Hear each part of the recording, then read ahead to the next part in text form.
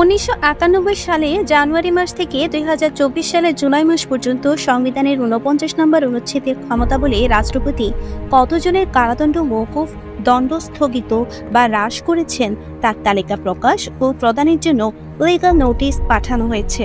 রোববার 25 আগস্ট স্বরাষ্ট্র সচিব, আইন সচিব, মন্ত্রী পরিষদ সচিব ও রাষ্ট্রপতির কার্যালয়ের সচিবকে এই নোটিশ পাঠানো হয়েছে। নোটিশটি পাঠিয়েছেন সুপ্রিম কোর্টের আইনজীবী ব্যারিস্টার মোহাম্মদ ওমর ফারুক। নোটিশে বলা হয়েছে, অত্যন্ত পরিতাপের বিষয় এই যে দীর্ঘ কয়েক বছর যাবৎ রাষ্ট্রপতি তার ক্ষমতা বলে বহু ক্রিমিনাল হত্যা মামলার দণ্ডপ্রাপ্ত অপরাধীদের ক্ষমা বা তাদের দণ্ড মওকুফের আদেশ দিয়ে আসছেন। রাষ্ট্রপতির মার্জনায় বহু ফাঁসির আসামি ও যাবজ্জীবন দণ্ডপ্রাপ্ত আসামি জেল থেকে বেরিয়ে সমাজে আবার মাফিয়া ডন হিসেবে প্রতিষ্ঠিত হয়ে আতঙ্ক ছড়াচ্ছে।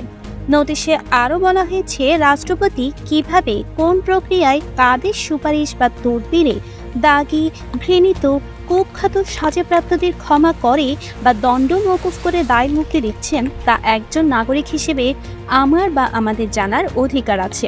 রাষ্ট্রপতির ক্ষমা সংক্রান্ত সংবিধানের 49 অনুচ্ছেদের ক্ষমতার অপব্যবহার বা কোনো রাজনৈতিক উদ্দেশ্যে বা রাজনৈতিক কোনরূপ বল প্রয়োগ আছে কিনা তাও খতিয়ে দেখা দরকার।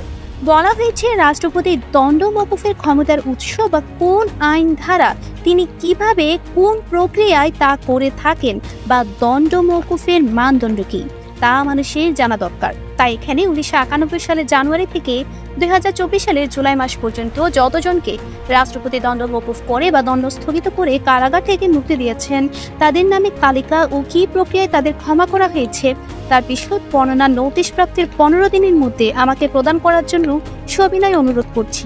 নির্দিষ্ট সময়ের মধ্যে দণ্ড মওকুফ হওয়াদের তালিকা না পেলে উচ্চ আদালতে রিট করা হবে বলেও নোটিশে উল্লেখ করা হয়েছে।